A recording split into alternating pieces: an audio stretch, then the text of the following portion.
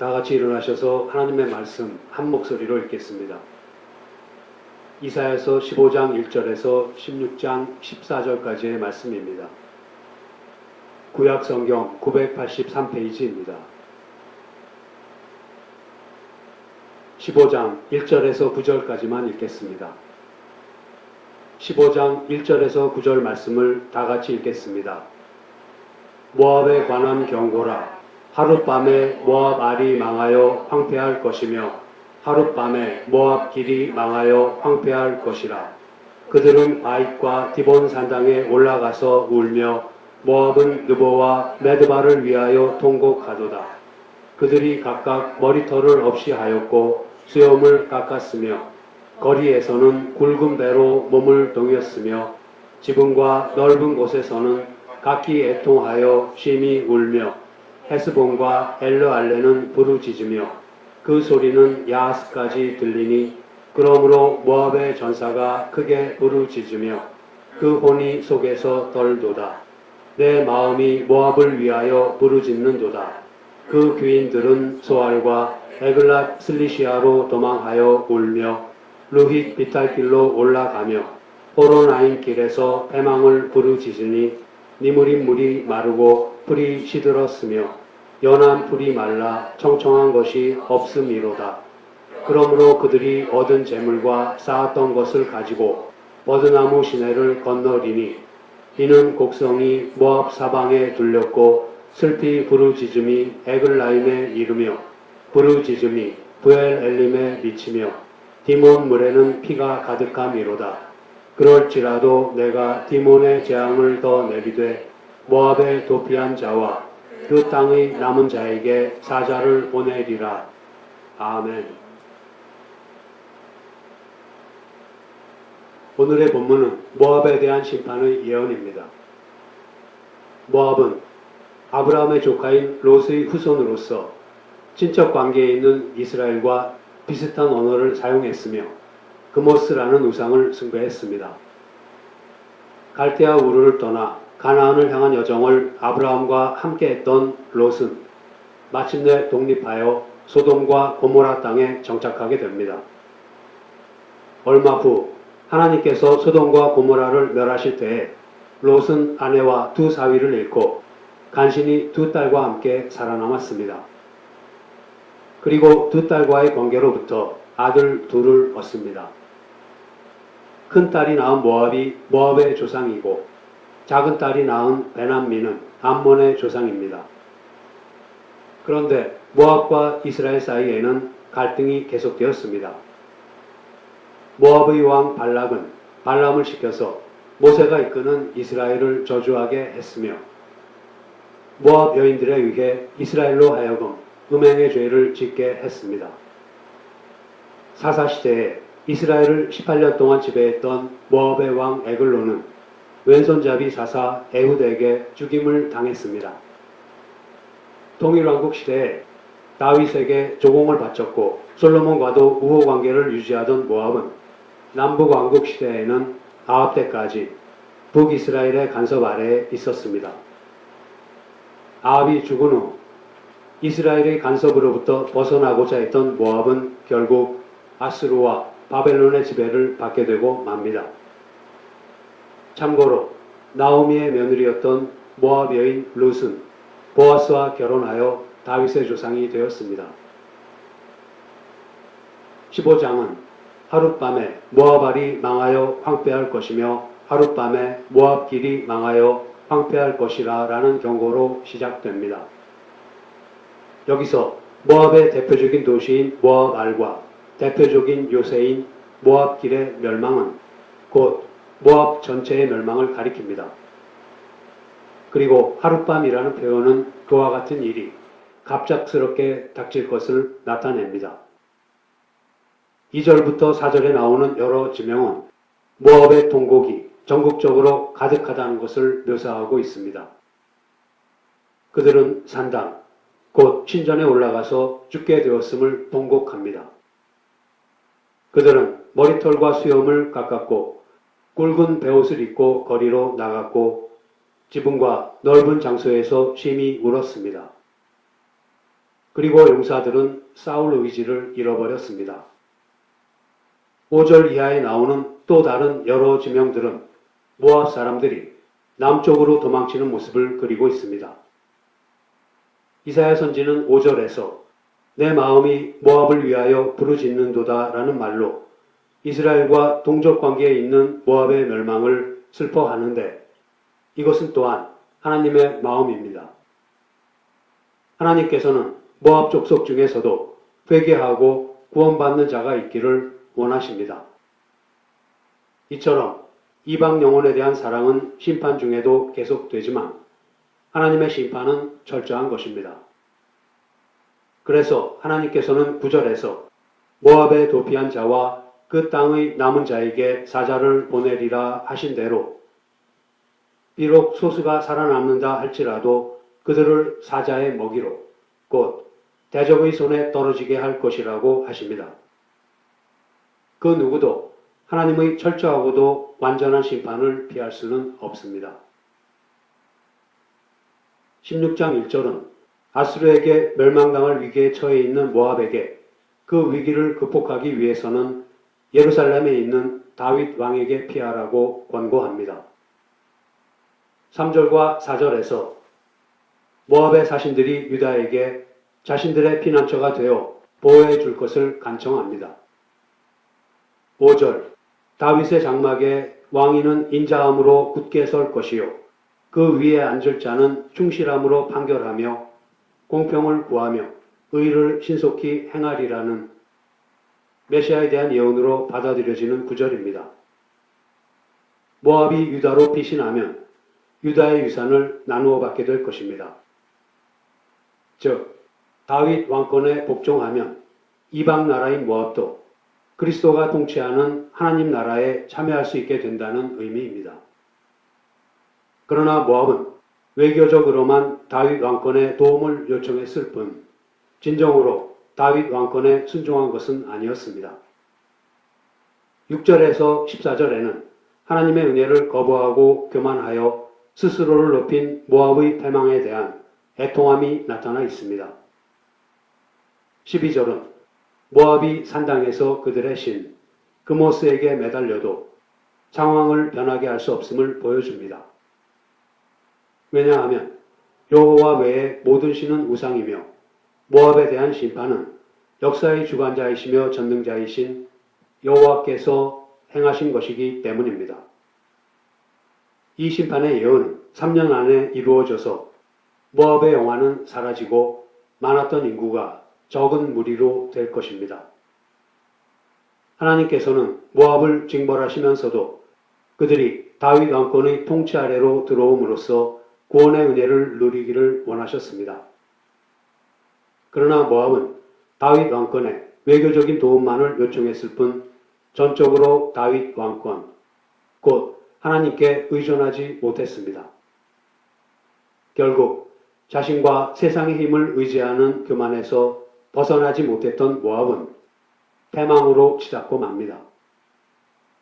이러한 모습은 신자에게서조차도 찾아볼 수 있습니다. 오늘은 신자이면서도 하나님을 의지하되 온전히 의지하지 못하고 여전히 자신과 세상에 매여 있는 잘못된 신앙에 대해서 살펴보겠습니다. 우리는 구원을 얻은 이후에 자칫 변한 것은 무엇이고 달라진 것은 무엇인지가 분명하지 않게 되기도 합니다. 그래서 믿는 것과 믿지 않는 것이 적당히 뒤섞인 신앙생활, 즉 신앙생활의 보상을 세상적인 것으로 기대하는 잘못을 범하기 쉽습니다. 이러한 신앙생활은 자기 의의를 쌓아가는 결과를 낳기 마련입니다. 누가복음 15장에 나오는 돌아온 탕자의 비유가 이것을 잘 설명해주고 있습니다. 앞서 우리는 이 비유를 여러 번 예로 들었는데 그것은 둘째 아들의 경우를 통해서 이스라엘의 범죄를 설명하기 위한 것이었습니다. 그러나 오늘은 첫째 아들에게 초점을 맞추려고 합니다. 이미 알고 있는 이야기지만 간단하게 내용을 정리해 보겠습니다. 둘째 아들이 아버지를 졸라 유산을 미리 받아냅니다. 그리고는 타지에 가서 허랑방탕한 생활 끝에 재산을 모두 탕진합니다. 흉년을 만나 고통을 당하자 끼니를 때우려고 돼지 농장에서 종으로 일하게 됩니다. 그나마 뜻대로 되지 않아 품삯도 못 받고 나중에는 돼지 먹는 주엽 열매조차 얻어먹지 못합니다. 그제서야 둘째 아들은 아버지 집을 그리워합니다. 자기가 얼마나 큰 죄인인지도 깨닫게 되었습니다. 그래서 돌이켜 아버지 집에 돌아옵니다. 품꾼 노릇이라도 하겠다는 마음으로 돌아옵니다. 이제나 저제나 돌아오기를 기다리던 아버지는 멀리 보이는 둘째 아들을 발견하고 달려갑니다. 입을 맞추고 제일 좋은 옷을 입히고 가락지를 끼워주고 신발도 신깁니다. 살찐 송아지를 잡고 동네 잔치를 벌입니다. 그런데 첫째 아들은 그 모습을 보고 분개하고 불평을 합니다. 이 비유는 첫째 아들 역시 아버지의 사랑을 모르는 탕자임을 나타내고 있습니다. 당시 아버지에게 재산을 미리 나누어 달라고 하는 것은 결국 아버지를 빨리 죽으라는 것과 같습니다. 그와 같았던 둘째 아들과는 달리 첫째 아들은 미리 유산을 요구하지 않았으며 적어도 겉으로는 아버지의 뜻을 거스르지 않고 열심히 일을 했습니다.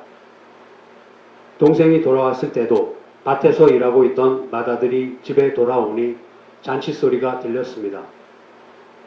맏아들은 그것이 돌아온 동생을 위한 잔치라는 것을 알았지만 동생이 돌아온 것을 조금도 기뻐하지 않았습니다.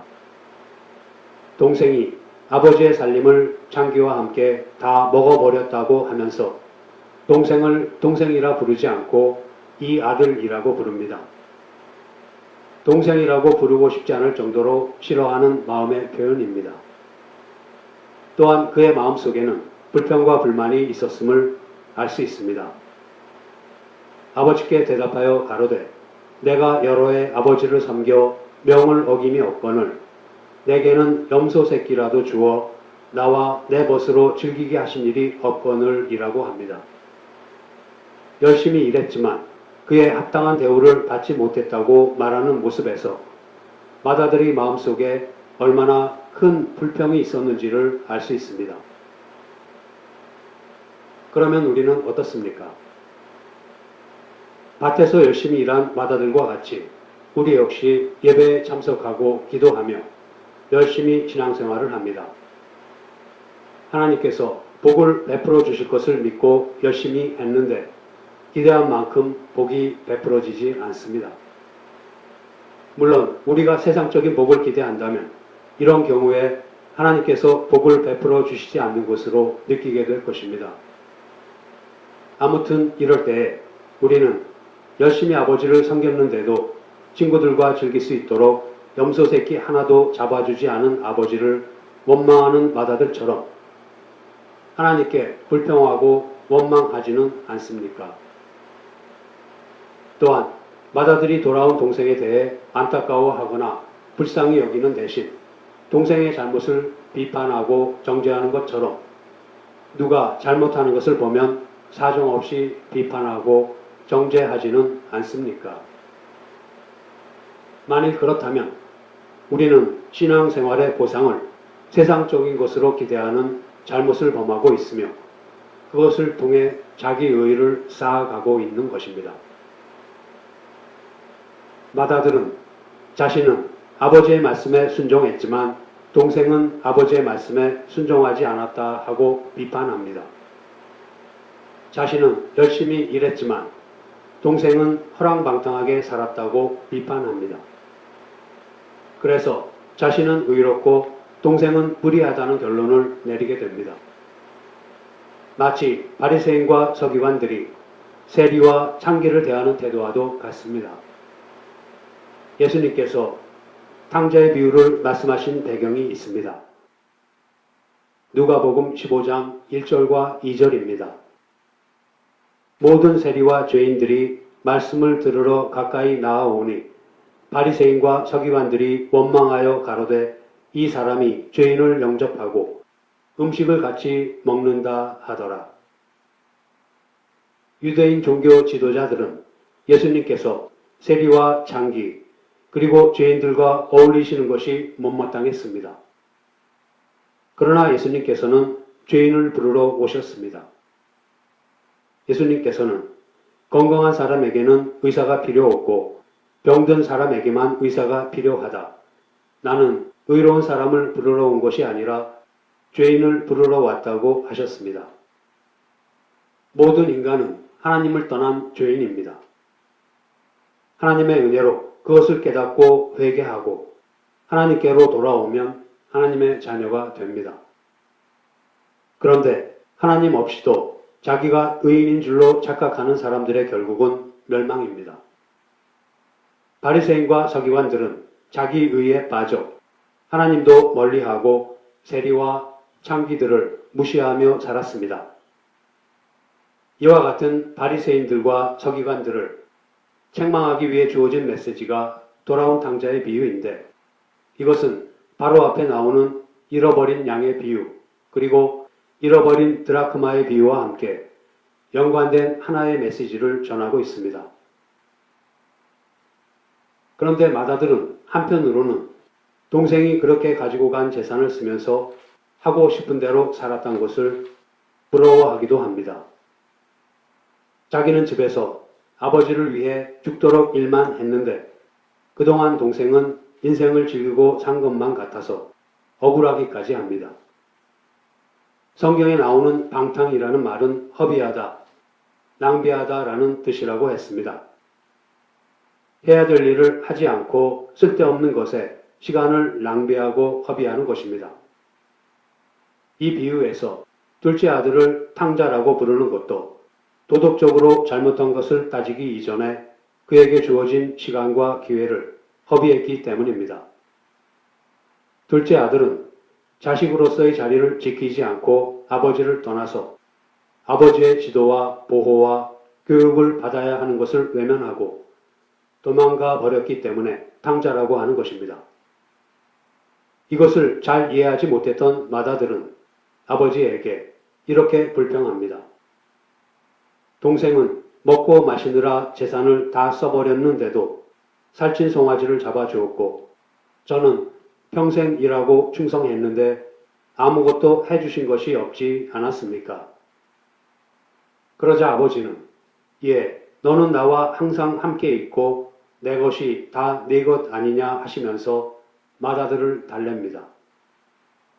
둘째 아들이 집을 떠나서 돈을 쓰고 자기 마음대로 살았던 것이 세상적으로 말하면 재미있었는지는 모르지만 그것은 낭비된 시간입니다. 그 어느 순간도 본인에게 유익이 되지 않았던 낭비된 시간이었습니다. 그러나 마다들은 아버지의 지도와 보호와 교육 아래에서 본인도 미처 깨닫지 못하는 사이에 아버지의 유업을 이어받기에 부족함이 없을 정도로 성장해 가고 있었습니다. 그러면 무엇이 상이고 무엇이 버리겠습니까? 마다들은 자신이 아버지의 유업을 이어받을 자로 성장하고 있는 것이 상인 줄도 모르고 세상적인 보상이 없다고 불평과 불만을 쏟아 놓았습니다. 둘째 아들처럼 주어진 시간을 쓸모없이 흘려보내는 것은 그 자체로서 벌입니다. 그런데도 우리는 하나님께서 주시는 상과 벌을 우리의 욕심 때문에 바꾸어 생각하고는 합니다. 많은 사람들이 그와 같은 어리석음에 빠지고는 합니다. 세상은 정직하기 때문에 실패하는 사람보다는 사기를 쳐서라도 성공하는 사람을 능력 있다고 합니다. 세상은 많은 것을 누리지 못하더라도 성실한 사람보다는 수단과 방법을 가리지 않고 부와 명예를 누리는 사람을 더 대접합니다. 다시 말하면 과정보다는 결과가 큰 소리를 내는 것이 세상입니다. 그러나 신자는 세상의 것으로 신앙의 보상을 받지 않습니다.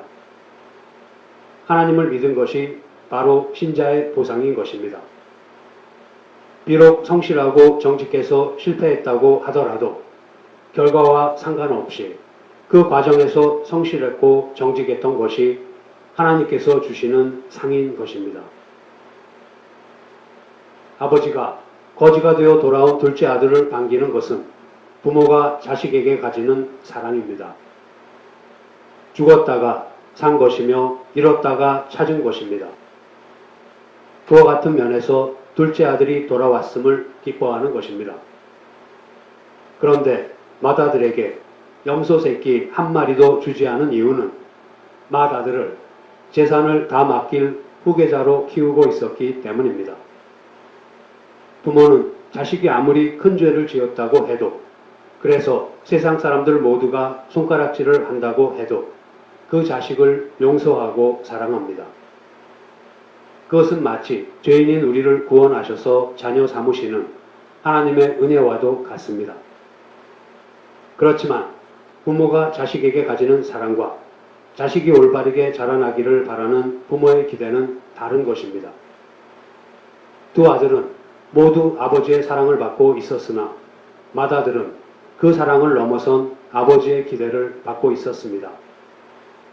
둘 다 똑같이 사랑을 받고 있지만 누가 아들답게 자라가느냐 하는 것은 다른 문제임을 우리는 분명히 깨달아야 합니다. 지금까지 이야기한 것을 마태복음 20장에 나오는 포도원 일꾼의 비유로 정리해 보겠습니다. 어떤 포도원 주인이 이른 아침 장터로 나가 자기 포도원에서 일할 일꾼을 모으고 하루에 한 데나리온을 주기로 약속을 했습니다. 당시 일꾼들이 이른 아침부터 하루 종일 일을 할 경우 보통 오전 6시부터 오후 6시까지 12시간 일을 했다고 합니다. 포도원 주인은 아침 6시를 시작으로 오전 9시, 낮 12시, 그리고 오후 3시에 장터로 나가 일꾼을 데려왔습니다. 심지어는 일이 끝나기 1시간 전인 오후 5시에 장터에 나가 일꾼을 데리고 와서 일을 시켰습니다. 그리고 오후 6시가 되자 포도원 주인이 관리인을 시켜 맨 나중에 온 사람들로부터 품삯을 한 데나리온씩 주었습니다.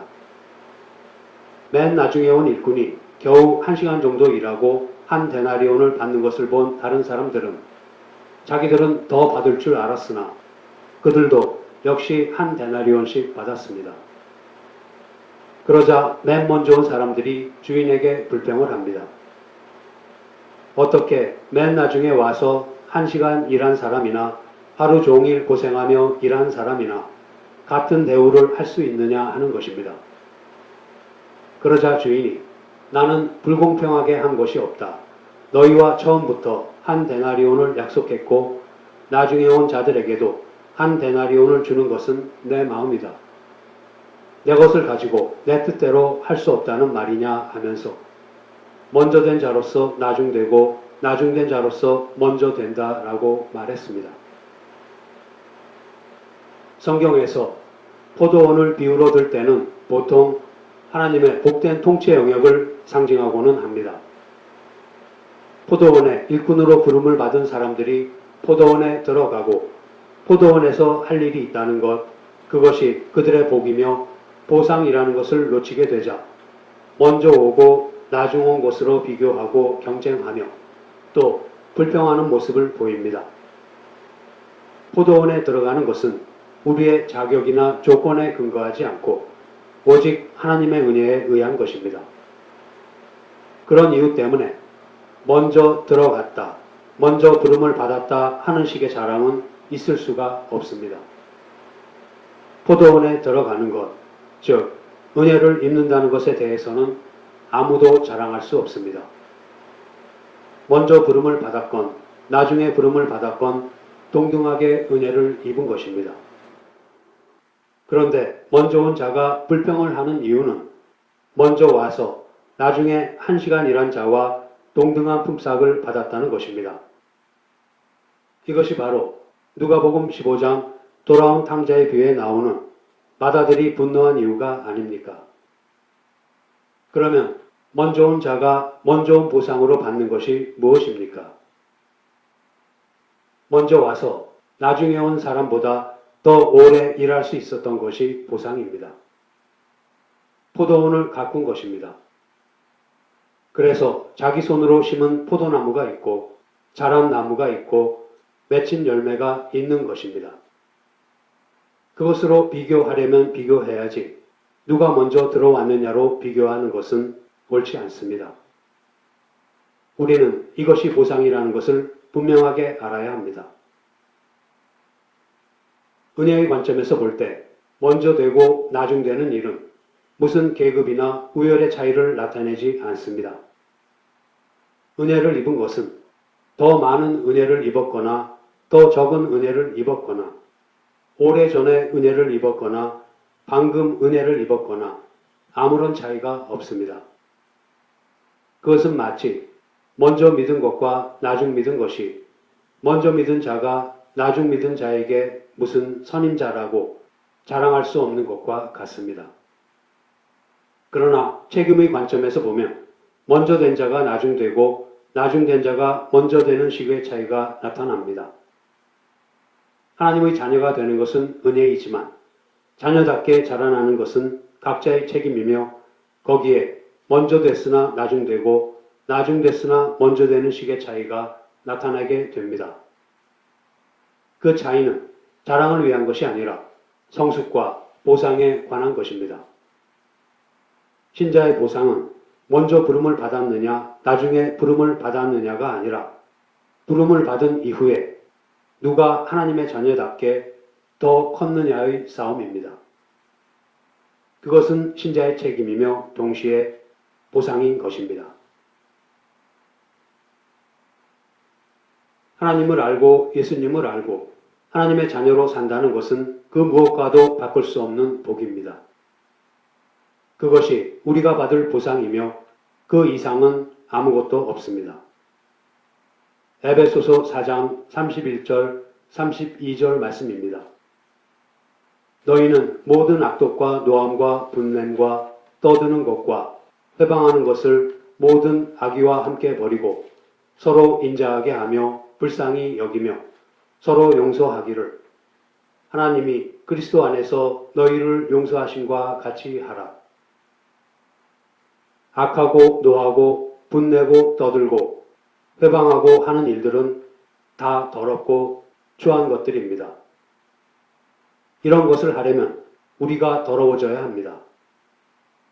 화를 낸다고 해서 해결되는 문제는 하나도 없으며 화를 내면 낼수록 우리들 자신만 더러워질 뿐입니다. 이렇게 볼 때에 사람이 거룩해진다는 것이 얼마나 아름다운 일이며 얼마나 큰 복인지 모르겠습니다. 이 내용을 좀 더 긍정적으로 표현하는 골로새서 3장 12절에서 17절 말씀을 함께 찾아보시겠습니다. 신약성경 327페이지입니다. 골로새서 3장 12절에서 17절 말씀을 다 같이 읽겠습니다. 그러므로 너희는 하나님의 택하신 거룩하고 사랑하신 자처럼 긍휼과 자비와 겸손과 온유와 오래 참음을 옷 입고 누가 네게 혐의가 있거든 서로 용납하여 피차 용서하되 주께서 너희를 용서하신 것과 같이 너희도 그리하고 이 모든 것 위에 사랑을 더하라. 이는 온전하게 매는 띠니라. 그리스도의 평강이 너희 마음을 주장하게 하라. 평강을 위하여 너희가 한 몸으로 부르심을 받았나니 또한 너희는 감사하는 자가 되라. 그리스도의 말씀이 너희 속에 풍성히 거하여 모든 지혜로 피차 가르치며 권면하고 시와 찬미와 신령한 노래를 부르며 마음에 감사함으로 하나님을 찬양하고 또 무엇을 하든지 말에나 일에나 다 주 예수의 이름으로 하고 그를 힘입어 하나님 아버지께 감사하라. 아멘. 여기에 나오는 모든 것이 우리가 예수 그리스도를 믿은 보상인 것입니다. 우리가 무엇을 추구하느냐로 이미 우리의 상벌이 결정되고 있습니다. 의와 진리와 거룩을 추구하고 있으면 이미 상을 받고 있는 것입니다.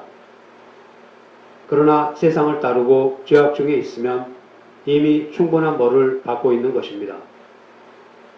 그런데 우리는 예수 그리스도를 믿고 난 후에도 여전히 세상 사람들이 사는 환경 속에 있어야 하고 얼마간은 우리가 예수 그리스도를 믿기 전에 가졌던 성품이나 조건을 그대로 가지고 있습니다.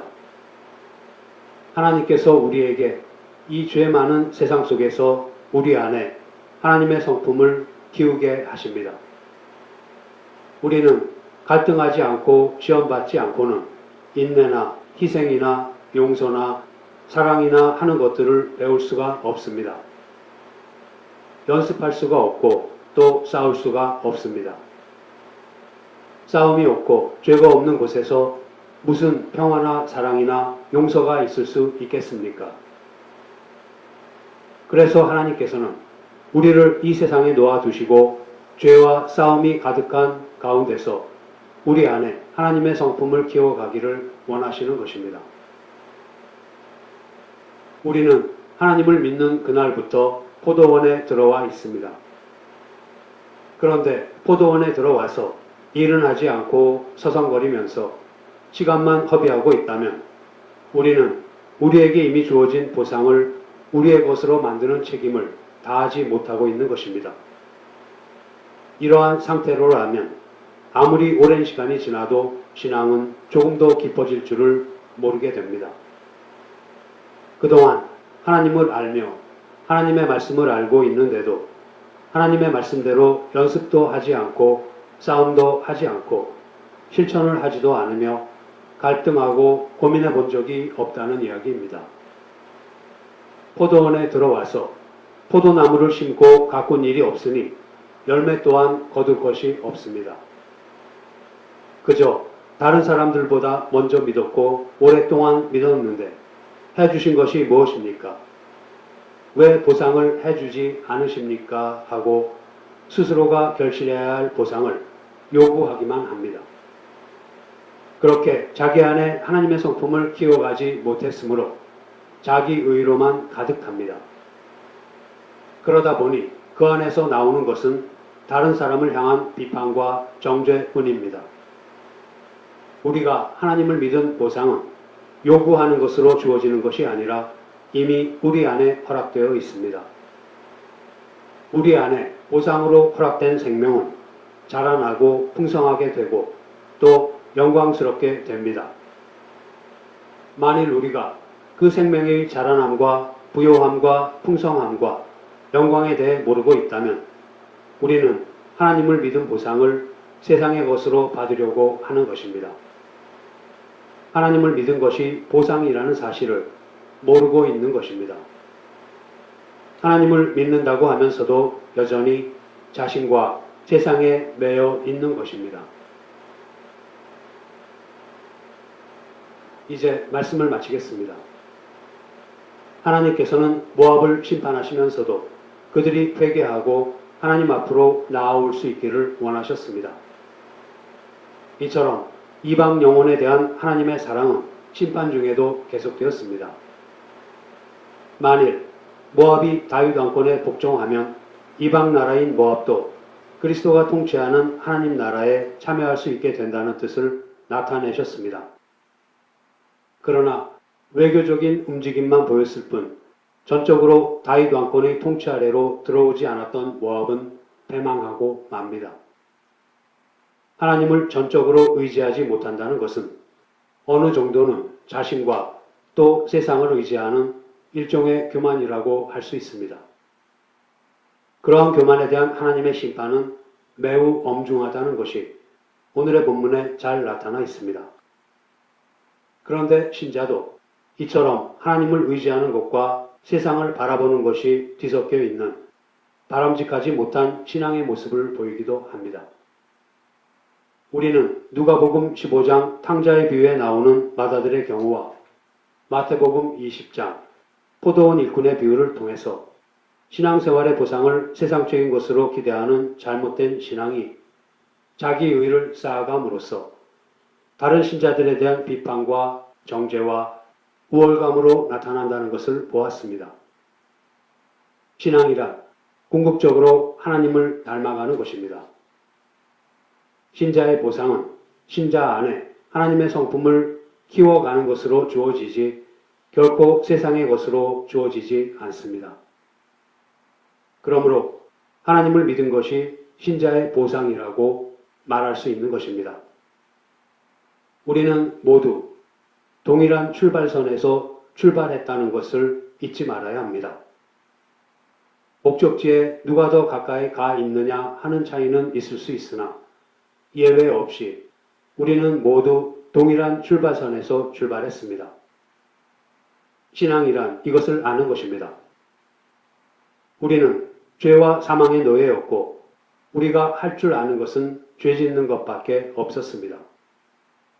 그렇기에 다른 사람의 신앙적인 실패나 신앙적인 미성숙함에 대해 우리는 우리 역시 거기서부터 출발했다는 것을 알고 그 사람이 성숙한 신앙의 자리에 오기까지 기다려줄 줄 알아야 합니다. 이것을 할 줄 아는 것이 신자의 책임이며 보상입니다. 성도 여러분, 이 죄 많은 세상 속에서 우리 안에 하나님의 성품을 키워가는 것을 보상으로 여김으로써 연약한 자의 약점을 담당하기 위해 기꺼이 수모를 당하고 또 죽는 자리까지도 갈 수 있는 저와 여러분이 되기를 소원합니다.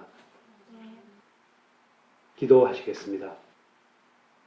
하나님 아버지, 온전히 주님을 의지하지 못하고 여전히 자신의 뜻을 앞세우고 세상을 기웃거리는 것 역시 교만이라고 하셨습니다. 그와 같은 교만을 엄중히 심판하시는 주님이시오니 저희들이 신앙의 보상을 세상의 것에서 찾는 어리석음을 범하지 않게 하여 주시옵소서. 그렇게 하지 못해서 상대방을 비판하고 정죄하며 그에 대한 우월감으로 저희들의 신앙을 증명하고자 하는 것보다 더 못나고 미련한 일이 없는 줄로 압니다. 무슨 일을 하더라도 과정을 무시하고 결과에 집착하기보다는 일을 하는 과정에서 주님의 성품을 나타내는 것으로 신앙의 보상을 삼을 수 있기를 원합니다. 따로 구하지 않아도 이미 저희들 안에 허락하신 보상을 스스로 결실하는 것으로 신앙의 깊이를 더하여 주시옵소서. 주님 닮아가는 것으로 신자됨을 지키고 신자로서의 책임과 보상을 이루어가는 저희들이 되게 하여 주시옵소서. 우리 주 예수 그리스도의 이름으로 기도드립니다. 아멘.